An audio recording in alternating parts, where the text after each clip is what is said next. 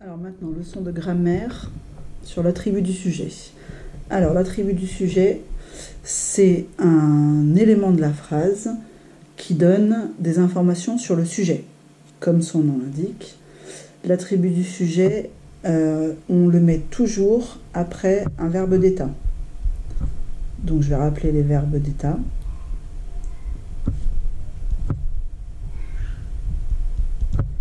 Alors les principaux, on a le verbe être, le verbe paraître,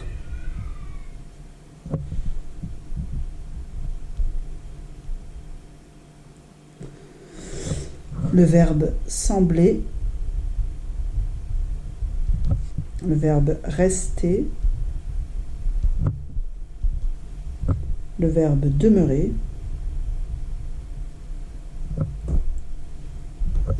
avoir l'air,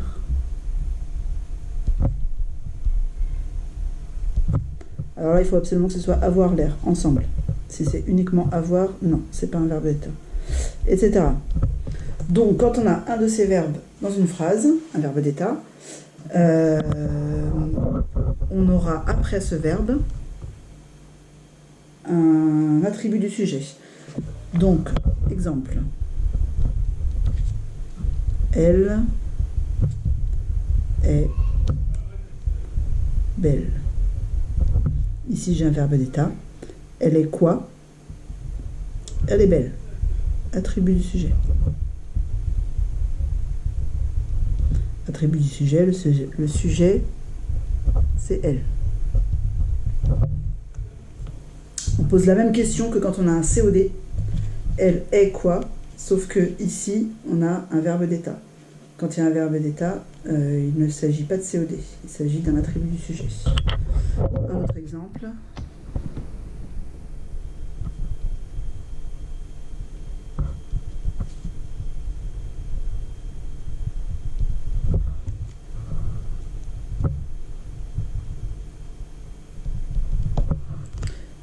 Les élèves restent motivés.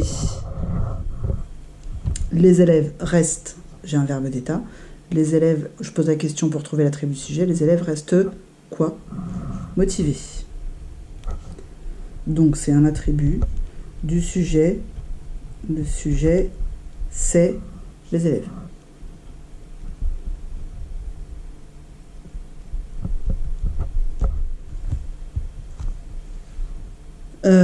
Je vais prendre avoir l'air.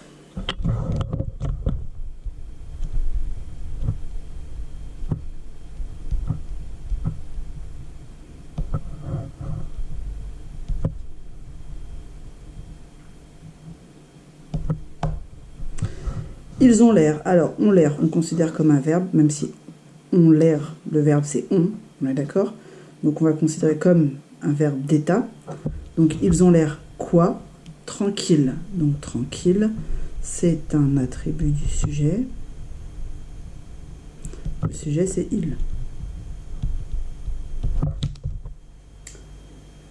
Voilà. Alors là, je vais mettre un autre exemple. Avant de vous dire, je vous laisse regarder.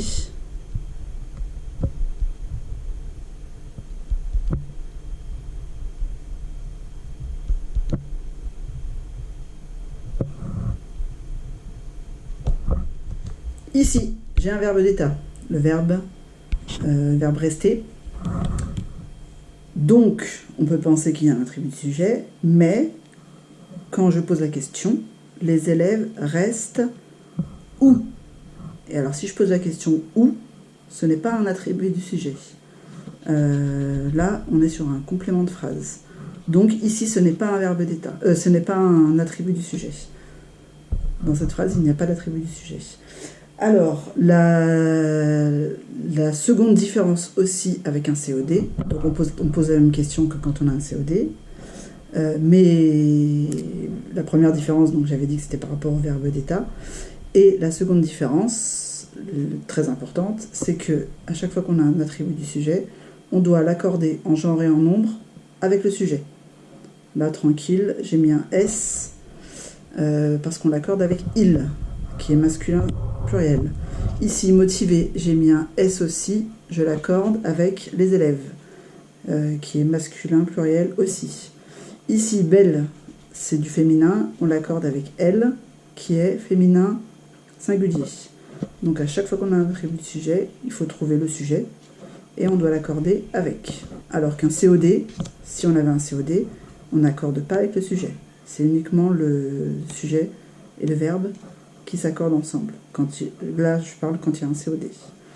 Ici, quand on a un attribut du sujet, donc je répète, l'attribut du sujet s'accorde avec son sujet, à chaque fois, quel que soit le sujet, et quel que soit le verbe d'état. Dernière chose, l'attribut du sujet. Alors ici, j'ai mis un adjectif. Ici, un participe passé employé comme adjectif. Mais les attributs du sujet, alors ça peut être au niveau des natures, enfin des classes grammaticales. Donc on peut avoir un adjectif qualificatif qu'on va accorder avec le sujet.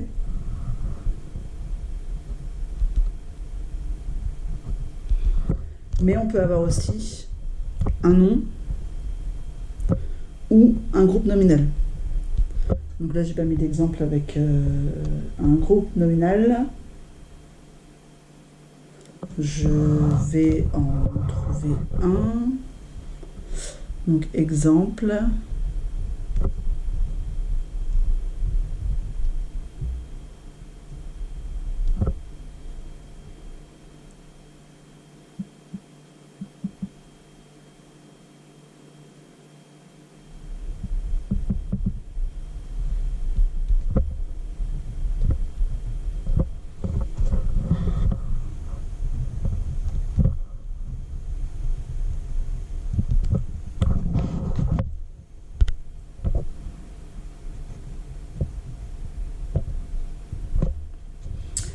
Voilà, on a un verbe d'état.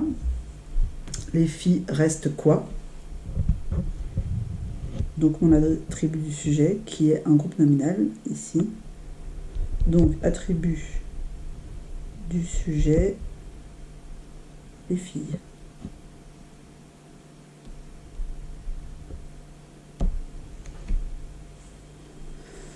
Qu'on a mis, comme le sujet est féminin pluriel, donc là on a tout mis au féminin pluriel.